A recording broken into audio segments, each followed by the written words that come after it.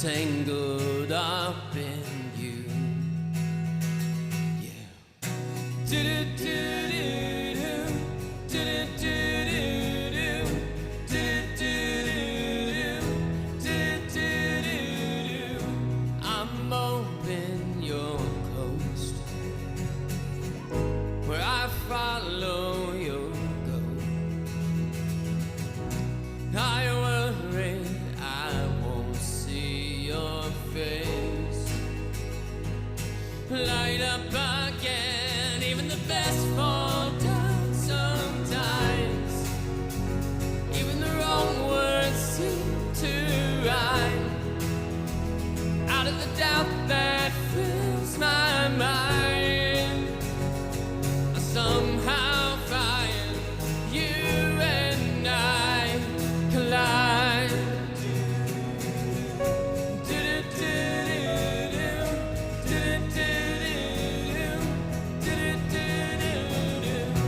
I'm quiet, you know. You make a first impression. I'm found, I'm scared to know I'm always on your mind. And even the best fall down sometimes. Even the stars refuse to shine. And out of the back you fall in time. You somehow find you and I collide. Don't stop him. I've lost my place. I'm close behind. Do-do-do-do-do, do-do-do-do-do, do-do-do-do-do, do-do-do-do. Even the best fall down sometimes. Even the wrong words seem to rhyme.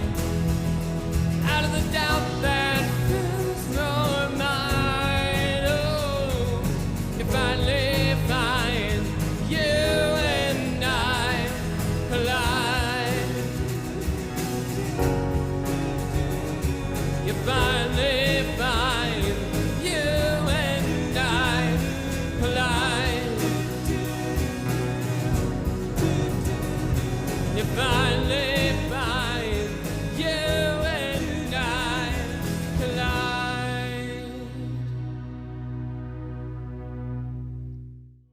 Well, hey, welcome to Crosspoint. I'm so excited to have you joining us here today. What a great song by Howie Day, Collide. And hey, we're beginning a brand new series today, In Pursuit of a Love That Lasts. We hope that if you're currently married, that this would help you in your marriage. If you want to get married, this might help you move in that direction. And if you want to get married again, this might help reinvigorate you.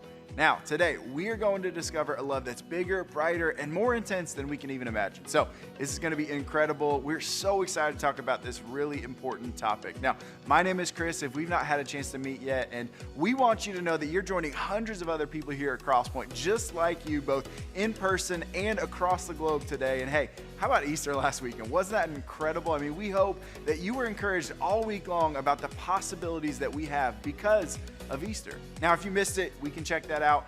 Go to crosspointweb.org, hit the watch button, and then you can find all of our content, including Easter, right there. Now, if this is your first time, we would love to connect with you. The best ways to do that is through our digital connection card. And if this is your very first time, just include your name and your email.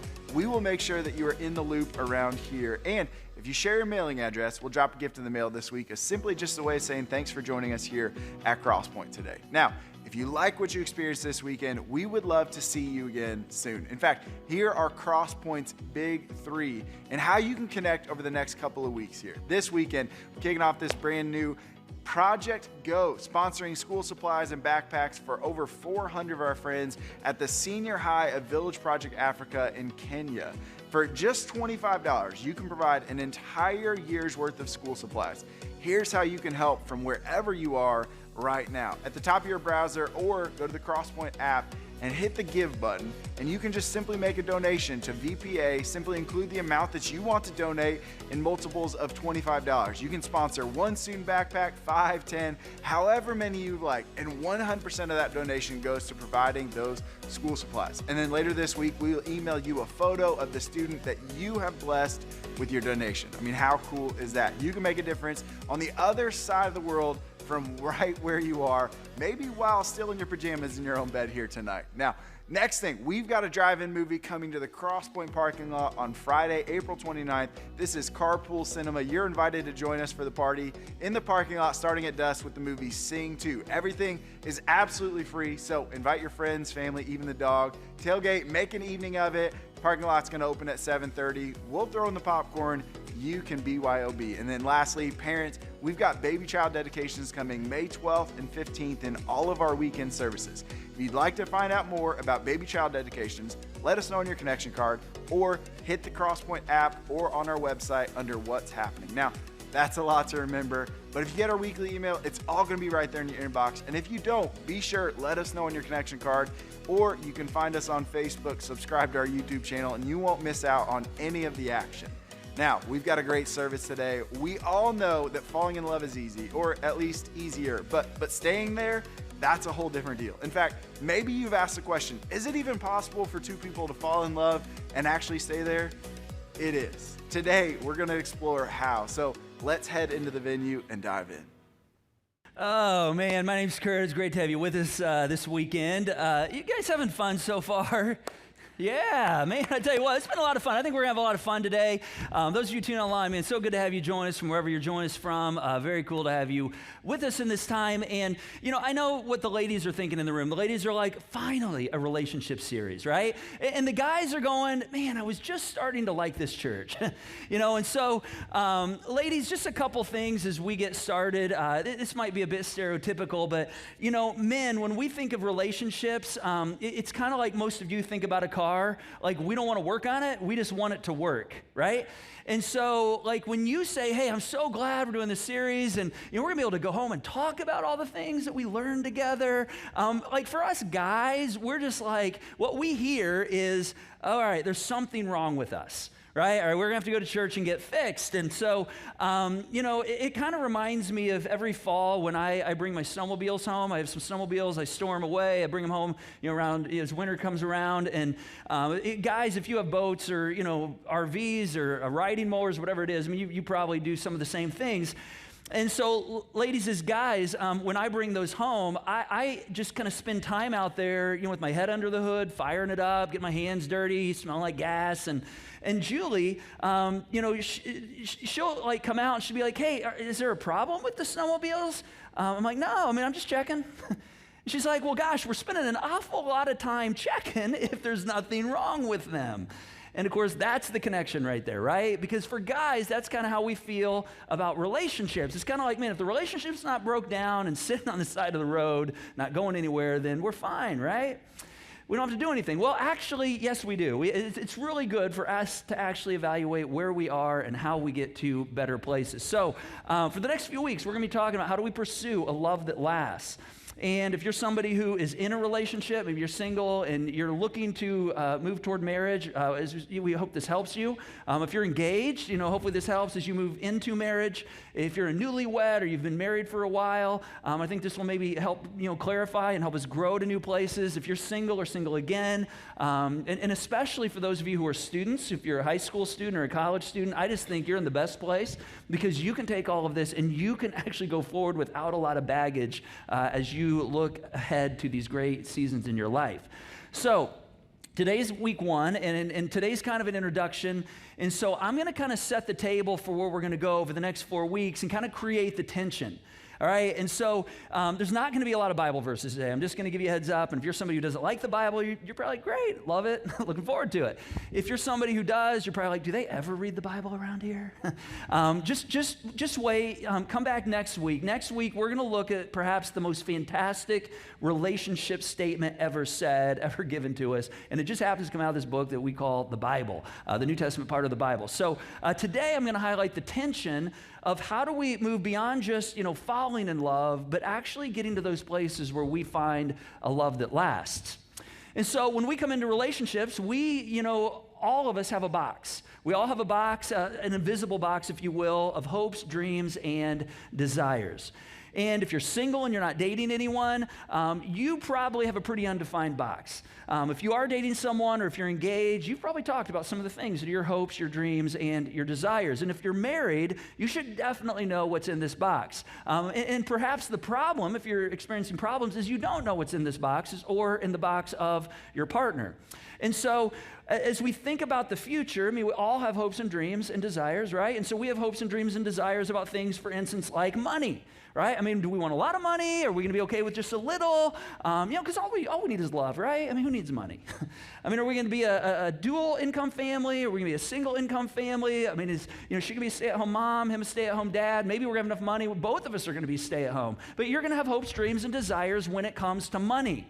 And then, of course, there's chores. You're going to have hopes and dreams and desires about how the chores are going to get done. And perhaps for most of us, this kind of comes from our family of origin and gets set there.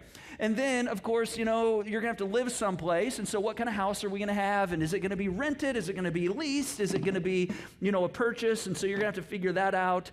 And then, it's like he's got his car, a sports car, and I'm really trying to talk him out of it, trying to help him see that maybe there'd be something a little more reasonable. And so, you got hopes and dreams and aspirations when it comes to, what you drive. And then, of course, there's kids, right? And so you've got kids, and of course, if you have two girls first, you're like, well, we got to keep going until we have a son, and then it's like, well, we might as well just have a basketball team at that point, right? And so, we have hopes and dreams and desires, about that part of our life. And then, after that, we get to things like our time. We all have a limited amount of time. And so, it's like, how are we going to use our discretionary time? And how much time is he going to spend with his friends? And how much time is she going to spend? And how are we going to use our time? And so, you got to figure that out. And then there's, more of the calendaring of our time, not just in the days, but like the weeks and the months and the years. And of course, this gets into holidays and how are we going to spend the holidays? And I know for Julie and I, this is a big tension. We, and she kind of made this easy for me. She just came and said, hey, let's just do it this way. How about I do 3 holidays with my family? You can have the rest. I'm like, great. She's like, I'll do Thanksgiving, Christmas, and Easter. And you can do Columbus Day, Groundhog's Day, Memorial Day, which was awesome. Love Memorial Day. But you got to figure that out, right? You got to figure that out. Actually, that's not what she said. We actually blew the whole thing up, and I don't think either side of our family was happy with it, but it worked for us. And so you got to figure out what that looks like. And then, after that, there's travel. Are we going to, circle the globe? Or no, we might just, there's enough to see in the United States alone, or perhaps you just want to travel the world at Epcot. You got to decide, how are we going to travel? What's our hopes, dreams, and desires when it comes to travel? And then, of course, there is, what every guy hopes his wife never wears. And of course, ladies are probably like, well, he doesn't care what I wear. He accepts me as I am, right? He just wants me to be comfortable.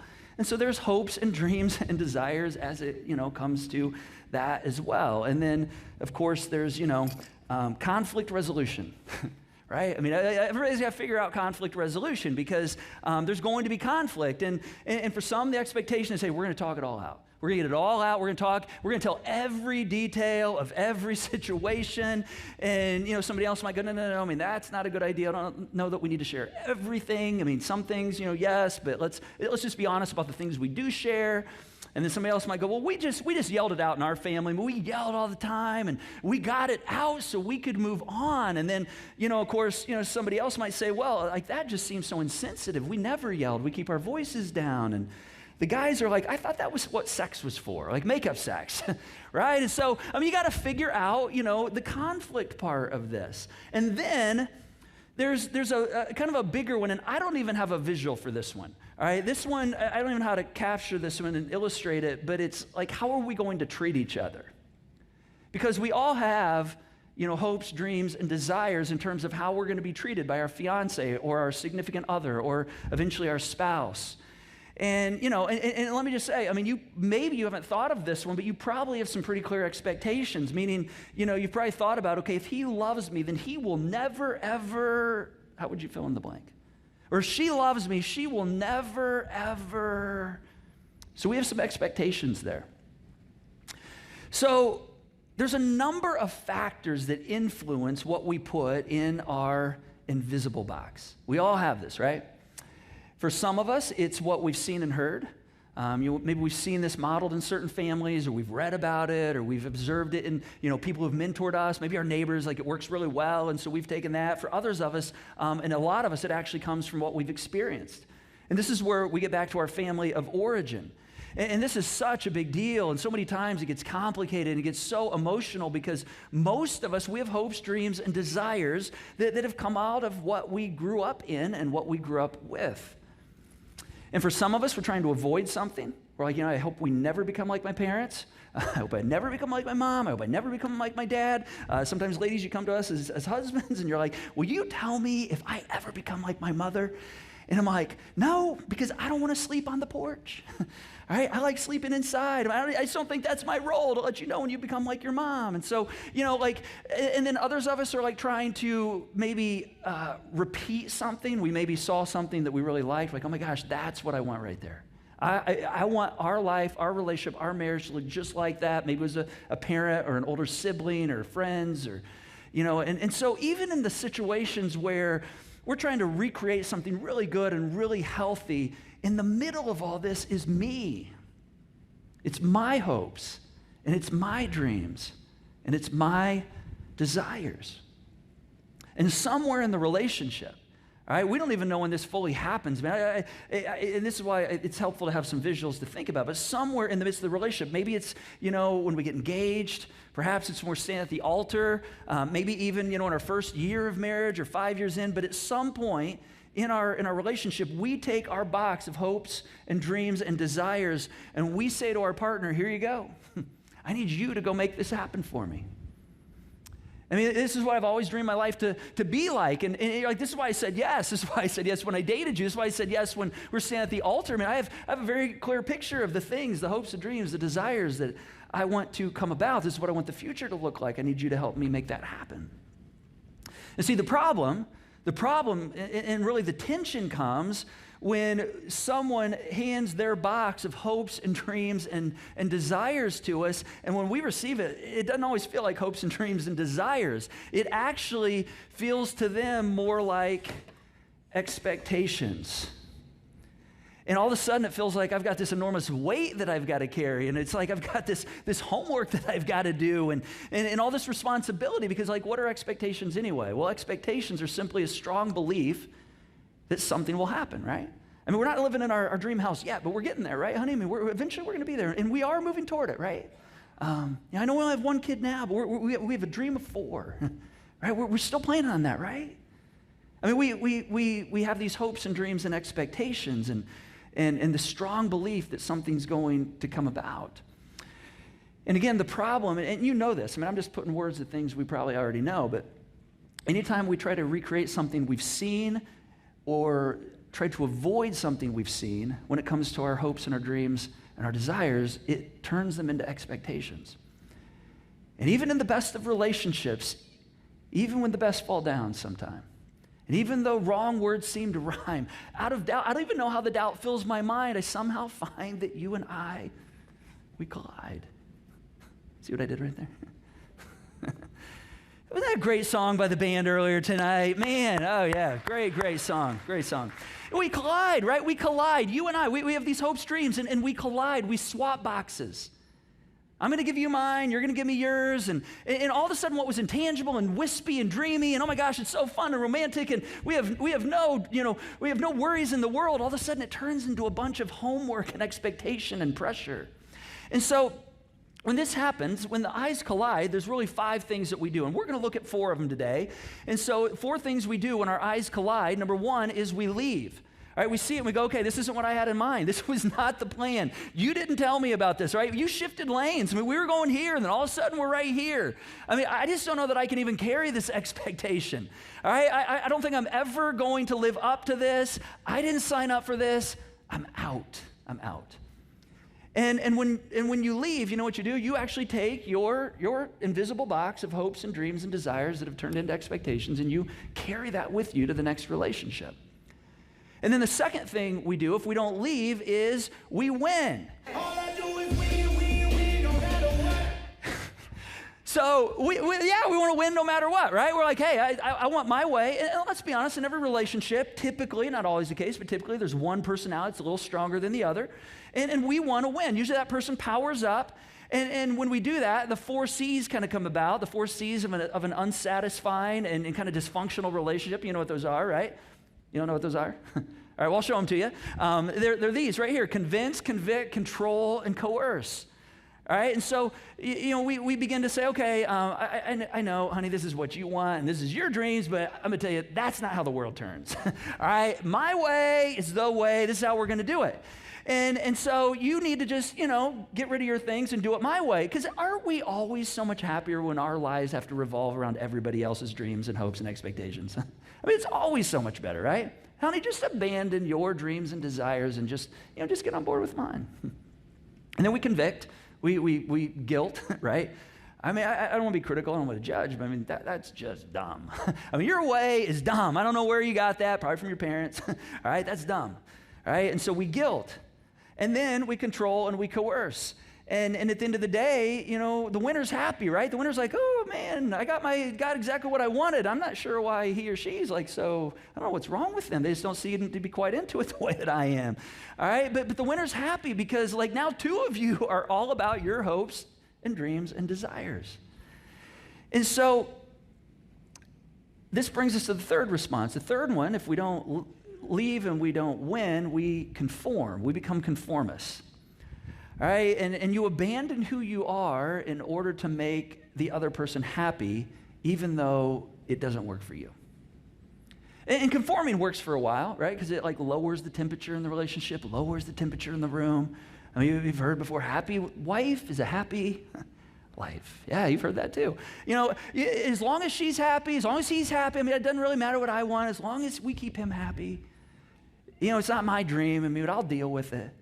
And at the end of the day, what happens is you lose respect for your partner.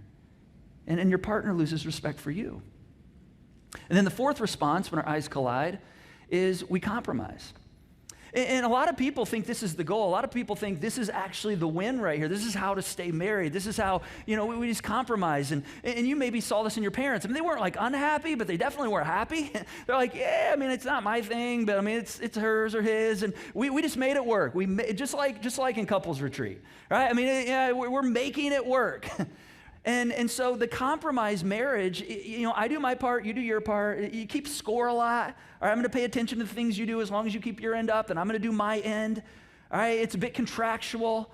Yeah, I mean, we're going to see your family, this Christmas, but next year we're definitely seeing mine. And even though your dad's always sick, I mean, we're not going to change our plans because we've already decided we're going to my family. We've decided. And let me just point out that for those of you who are dating or have dated in front of you or are engaged, even those of us that are married, the compromised relationship produces low trust. And it just keeps getting lower and lower. And low trust leads to low intimacy. And here's why. Because you cannot be intimate with someone whom you can't give yourself fully to. Or a different way to say it would be, you will never fully give yourself to someone that you don't fully trust. And so this is why if you're single and you want to know the keys to like a great sex life, it really lies in nothing to do with sex. It has everything to do with intimacy. Because intimacy, at the core of intimacy, is actually trust. Now, without intimacy, without that deep intimacy, I mean, it doesn't mean you can't make it to the end. You can't stay married for your whole life. I mean, I see this all the time. You see this all the time. You know people in your life who, they're like, I'm committed to marriage. I mean, it's rough. I don't even enjoy him. I don't like him, but we are committed to the institution of marriage. By golly, we're going to make it happen, right? And you just stand there and you go, wow, all right. Or in the words of Billy Crystal, It's a way. It's a way. That's a way. But there's a better way. There's a better way. There's a better way beyond just leaving, beyond just saying, okay, I'm going to win, beyond saying, okay, I'm going to conform or I'm going to compromise. Because when we do these things, the we actually loses. Now, as I said earlier, there's a fifth option. All right, and when we pursue this fifth option, this is where we discover a love that lasts. And I know this will be a bit frustrating to you, but we are going to dig fully into this next week, all right? So you're going to have to come back next week. It's so powerful, so amazing, and we're going to spend our entire time on the fifth option. And so I just encourage you to plan your visit right now. I mean, whether you're going to be here Thursday, whether you're going to be here Sunday for either in-person service or tuning in online or watching on demand, wherever you're going to check in, just make sure you plan to be with us. Decide right now. It's one of your next steps. Say, I'm going to be there because I want to find out what this fifth option is that really cultivates a love that lasts.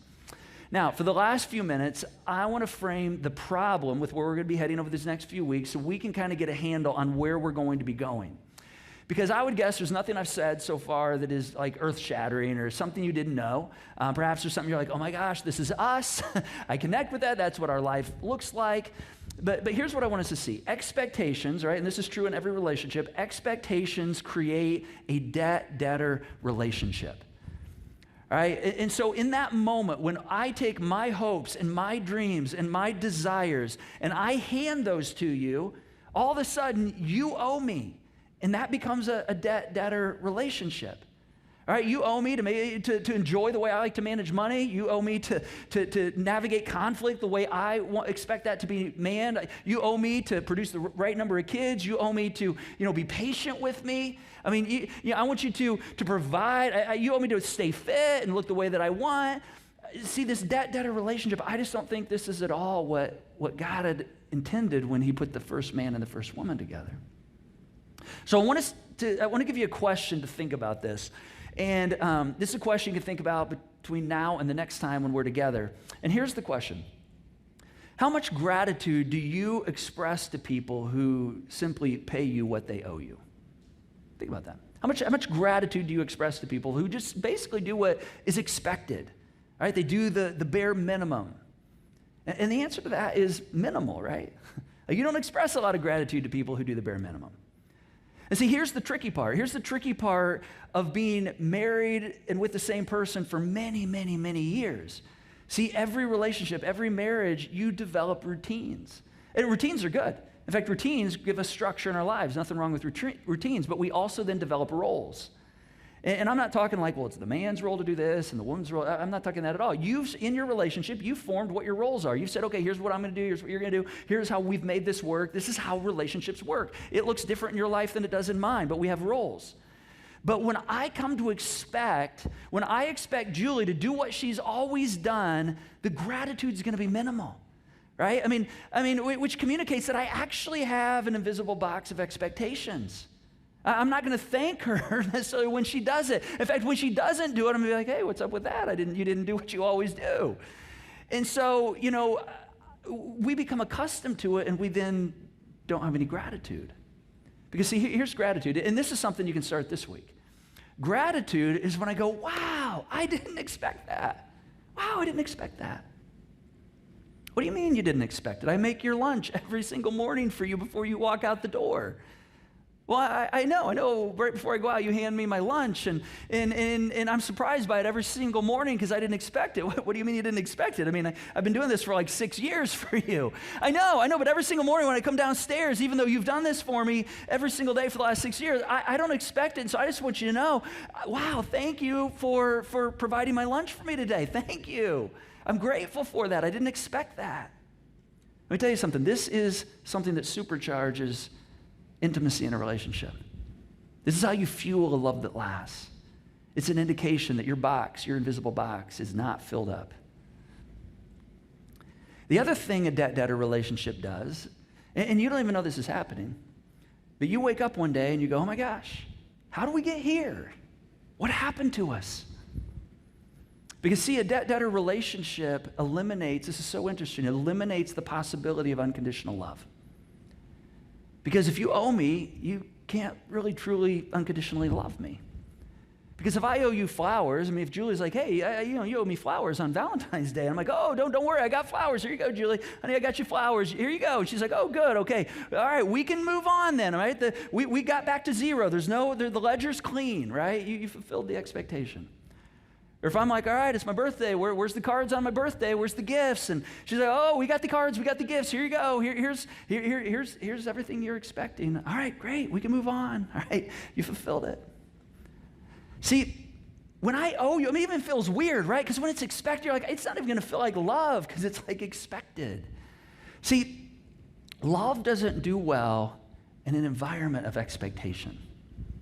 In fact, expectations actually remove the margin necessary for love to be recognized and appreciated. Think about that for a moment.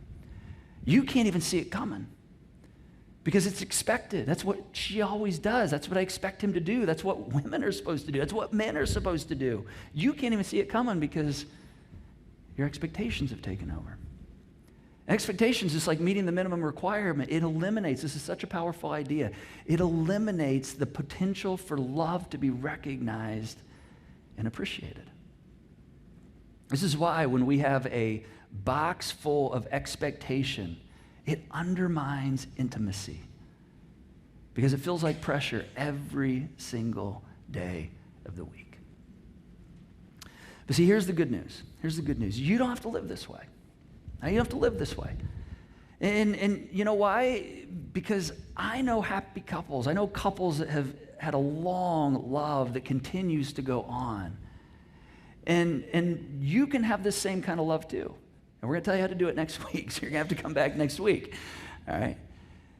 And so, like, what do we do with all this stuff in the box? I mean, am I just supposed to go, okay, well, I mean, I wanted 4 kids, and yet she doesn't want any, and I mean, am I just supposed to be okay with that and just, like, not be bothered by that? Or, I mean, you know, what's the deal? I mean, I guess we could sleep outdoors. We don't have to have a house. I mean, like, what happened? What about all this stuff?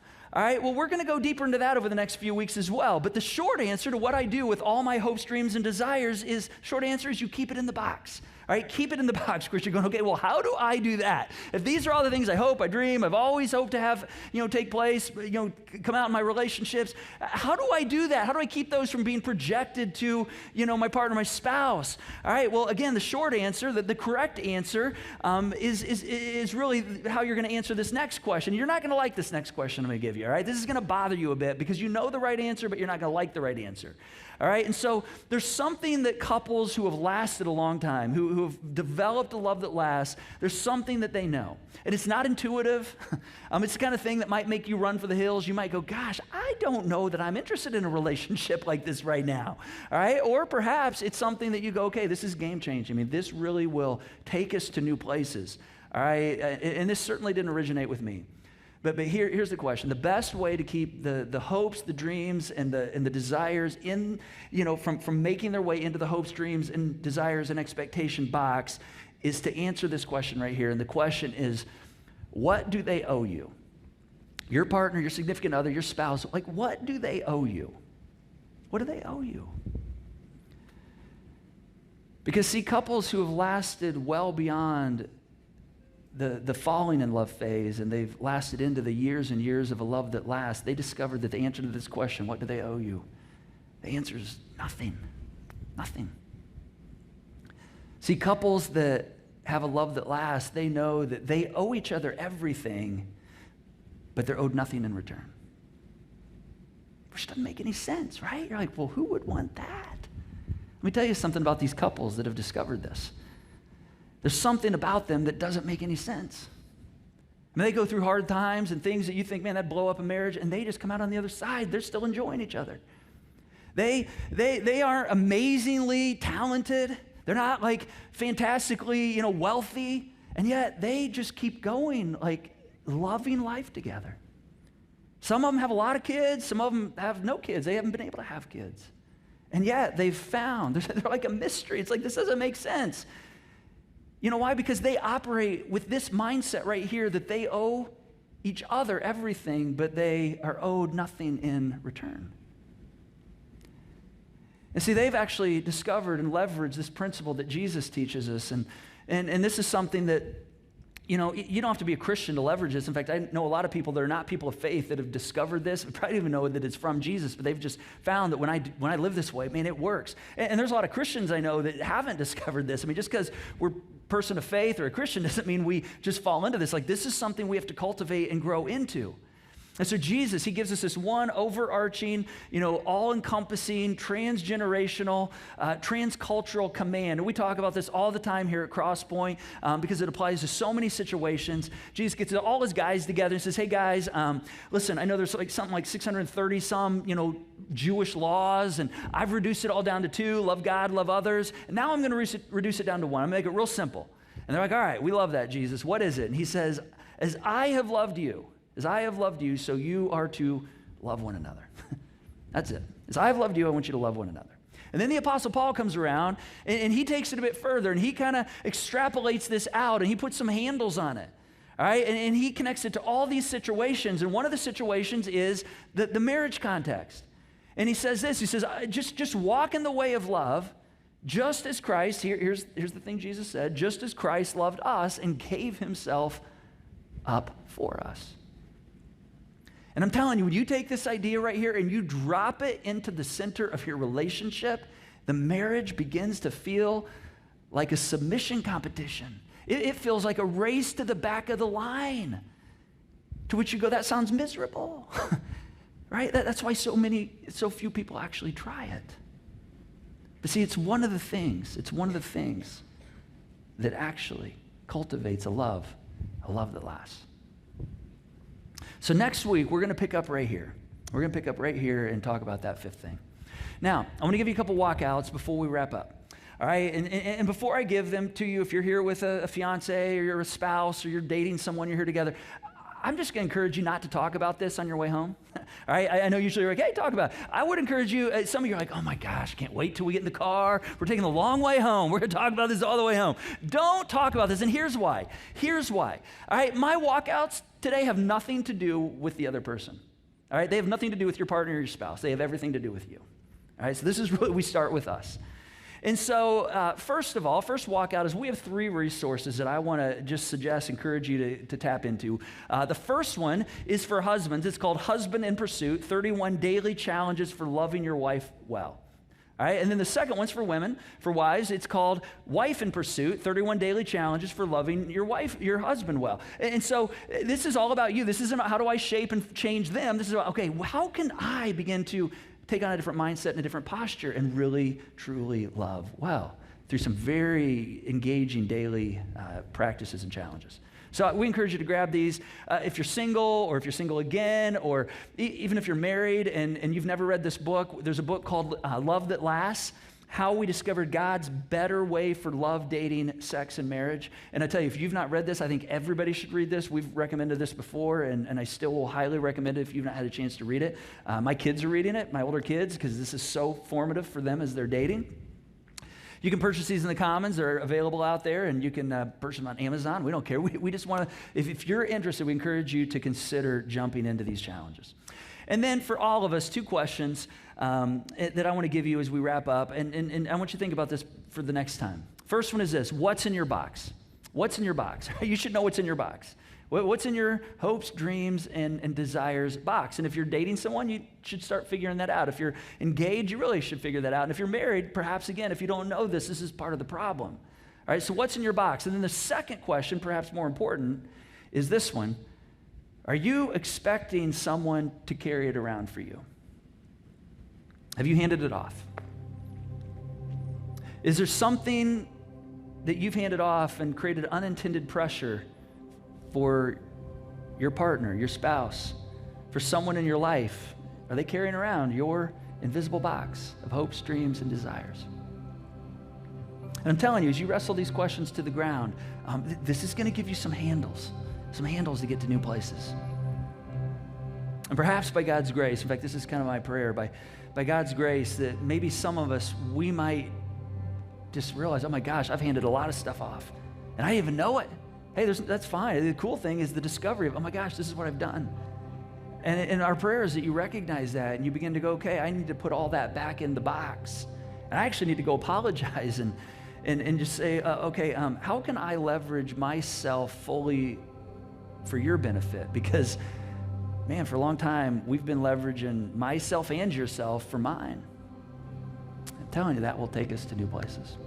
So that's where we'll pick up next week. Let's stand. I want to pray for us. Heavenly Father, thank you for this incredible opportunity to talk about something that's so relevant to our lives. And Jesus, thank you for what you did for us, for modeling this kind of sacrificial love, something so transformative. And then you said, why don't you just go to do others what I've done for you, in spite of what we had done. And so I just pray that you'd help us to do that this week in spite of what others have done to us. And for those of us who maybe aren't into the religion thing, as we maybe implement this in our relationship this week, I pray that we discover, maybe even beyond the relationship, a character trait of the kind of love that you have for us. And so I just pray that you'd fill us with hope, with possibility, for those places in our lives and relationships where they're in ruins right now. God, give us the encouragement that we actually can get to stronger and better and restored and redeemed places, because we know that's the work that only you can do. Pray these things in your name, Jesus. Amen.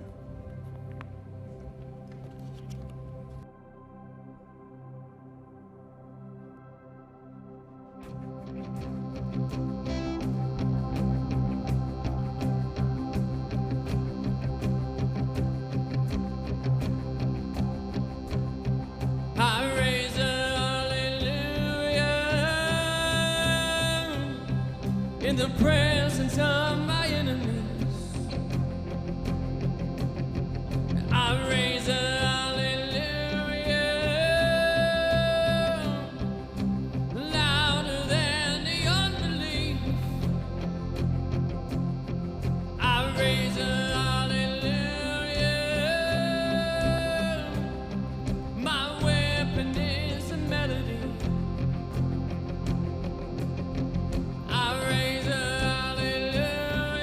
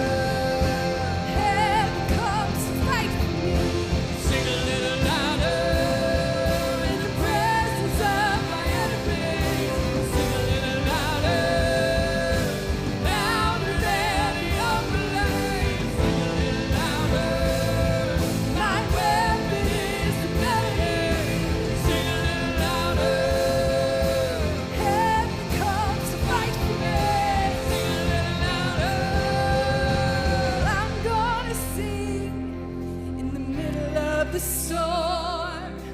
Louder and louder, you're gonna hear my praises roar. Up from the ashes, hope will arise. Death is defeated, the King is alive. I'm gonna sing in the middle of the storm. Louder and louder, you're gonna hear my praises roar. Up from the ashes, hope will arise. Death is defeated, the King is alive. I raise a hallelujah. I raise a hallelujah. I raise a hallelujah. I raise a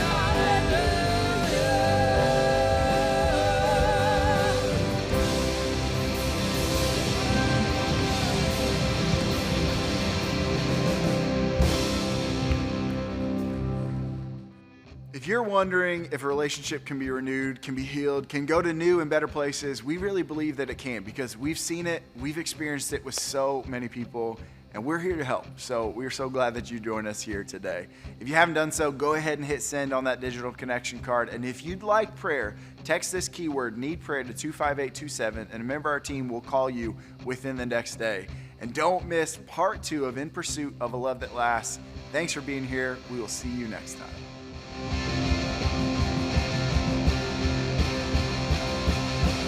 I'm gonna sing in the middle of the storm.